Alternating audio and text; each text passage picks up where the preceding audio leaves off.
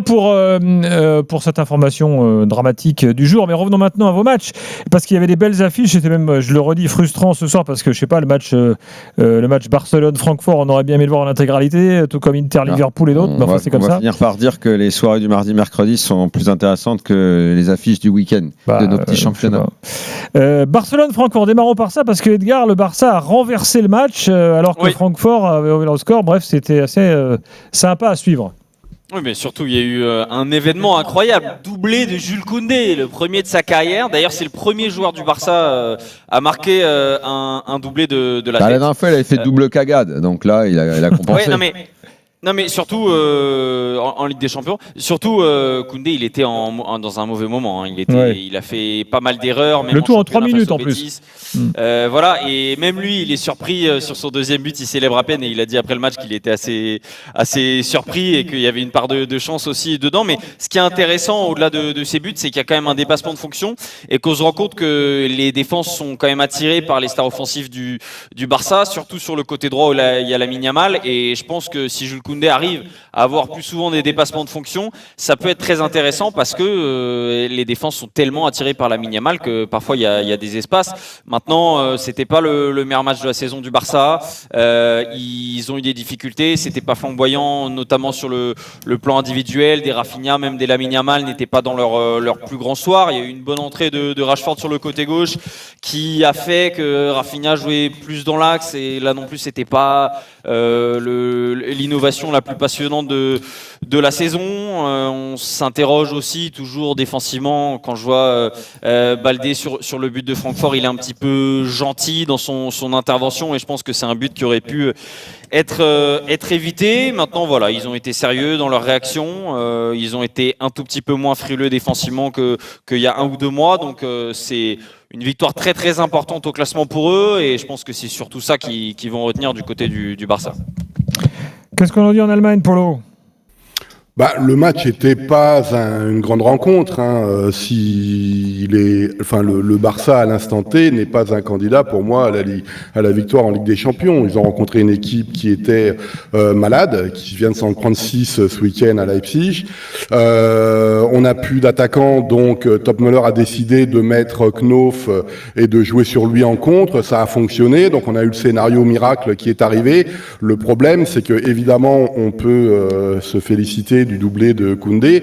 Le problème, c'est que c'est la grande spécialité de Francfort de plonger d'un seul coup défensivement parlant. Ils s'en étaient pris 3 en 6 minutes contre l'Atalanta. Là, ils s'en prennent 2, quasiment les mêmes d'ailleurs en 3 minutes. Donc, on n'a rien résolu du côté de Francfort. Mais bon, c'était un match bonus, donc c'est pas important. Et puis, Wai est rentré et il a fait 100% de hors-jeu, donc c'était assez sympa.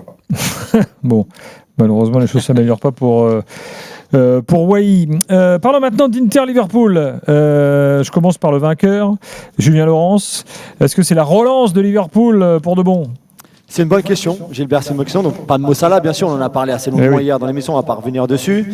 Un nouveau système de jeu aussi, avec Ekitike et Isak en pointe cette fois, pas Ekitike à gauche et Isak dans l'axe, les deux un peu dans l'axe. C'était un genre de milieu en losange, pas aussi clair que ça, peut-être, il y a un peu plus de fluidité dans la structure, j'ai trouvé, notamment entre Curtis Jones, Szoboszlai et McAllister, mais McAllister qui joue un peu plus haut, il a eu du mal un petit peu plus bas cette saison en double pivot, là c'était beaucoup mieux de sa part. J'ai trouvé beaucoup de cohérence dans ce qu'a fait Liverpool. Ils ont un peu de chance sur le penalty. Pour moi, le penalty est généreux, mais d'un autre côté, j'ai trouvé très dur le fait qu'on leur refuse le but, parce que pour moi, on voit pas très bien la main. J'ai l'impression que c'est la tête de Van Dijk qui touche le ballon plus que le bras d'Ekitike. Donc j'ai trouvé un peu sévère d'annuler le but de Konaté à 0-0. Et je trouve que c'est un peu généreux aussi d'avoir accordé le penalty sur le tirage de maillot, qui est quand même un peu léger de la part de Bastoni sur Wirtz. Mais en tout cas, on a retrouvé un peu de cohérence côté Liverpool, ce qui est plutôt de bon augure, surtout après les moments difficiles sur les résultats, déjà pour commencer, et puis bien sûr l'histoire de Mo Salah. Et je ne sais pas maintenant ce que Slot va faire. Est-ce que tu réintègres Salah pour le match de championnat samedi contre Brighton, qui sera son dernier quoi qu'il arrive avant qu'il parte rejoindre l'Égypte pour la Coupe d'Afrique des Nations, ou alors tu le laisses encore une fois à la maison et tu restes peut-être sur la même dynamique que celle de ce soir, avec le même système, les mêmes joueurs peut-être, qui à mon avis ne serait pas une mauvaise idée. En sachant qu'on apprend ce soir que le Fonds d'investissement public d'Arabie Saoudite explique s'intéresser de près à Mohamed Salah pour cet hiver. Oui, mais après ça sent un soulagement pour Liverpool. Oui, mais ça fait 3 ans qu'il lui court après déjà. C'est pas nouveau. Et de toute façon, aujourd'hui, avec le salaire qu'il touche, on l'a déjà répété, 500 000 € par semaine. Il n'y a que le seul marché où il peut aller aujourd'hui, c'est l'Arabie Saoudite. Il n'y a personne d'autre. On me dit qu'il veut aller au Barça ou au Bayern, au Real Madrid, mais à un moment, on l'aime beaucoup, Mo Salah, mais il faut arrêter. Donc je veux bien qu'il cherche un petit peu en Europe parce qu'il veut continuer à jouer avec des champions. Il y a une Coupe du Monde aussi, bien sûr, qui se profile pour lui et qu'il a envie de rester en Europe. Je peux très bien le comprendre. Mais aujourd'hui, sincèrement, et financièrement et en termes d'intérêt de club, il n'y a que l'Arabie Saoudite pour lui. Daniele, l'Inter. Oui. En Italie, on parle surtout du penalty. Julien, il a dit que c'était léger. En Italie, on dit qu'il est inexistant. Même si en Italie, on donne beaucoup de penalty pareils en Serie A. Mais c'est vrai que, surtout, ils disent l'arbitre, il n'avait pas donné. Il avait très bien vu l'action. Et après, ils ont l'appelé à voir les replays. Après, dans ces cas-là, l'arbitre, il donne toujours raison à la VAR qui l'appelle. Mais bon, après, moi, je pense que l'Inter venait d'un très bon match en championnat contre Com, où il avait montré surtout une énorme résistance à la pression, parce que Com, c'était une équipe qui est l'équipe la plus agressive en Serie A.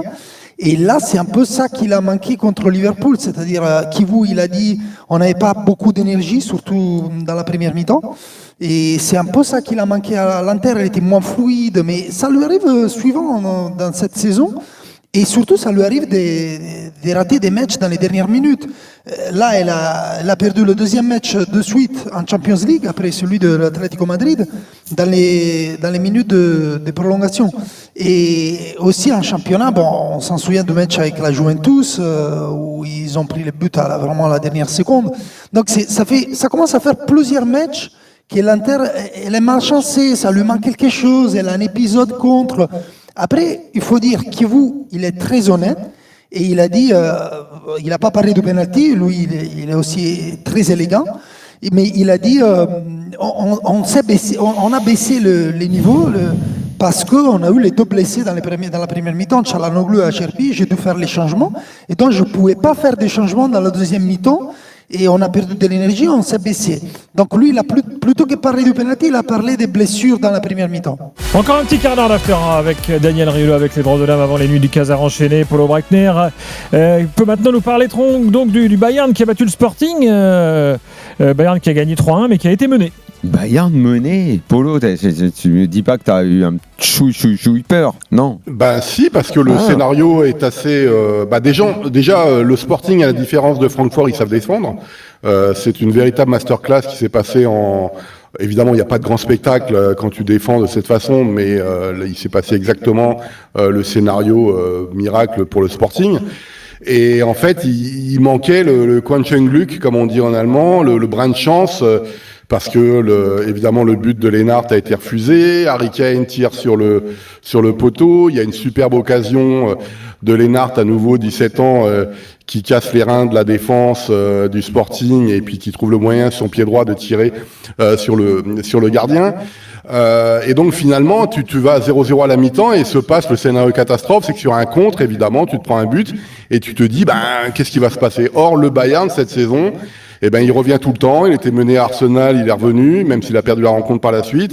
Et puis, quelques minutes après, égalisation, le 1, et puis superbe but, évidemment, du jeune Lennart. Je parle beaucoup ce soir de Lennart parce qu'on parle de plus en plus de lui à la Coupe du Monde, en tout cas dans le groupe. Et donc, c'est une victoire importante, mais, encore une fois, ça aurait pu mal tourner parce que tu as un scénario catastrophe, en fait. Je rappelle, quand même, le Bayern se prend, c'est Kimmich qui marque contre son camp. Mais sinon, tu as une très très belle équipe de Lisbonne qui était dans le top 8 avant le début de la rencontre. Et donc ça a bien fini pour le Bayern. C'est pas la première fois qu'ils font ça. Et c'est assez impressionnant mentalement la façon qu'ils ont de revenir systématiquement.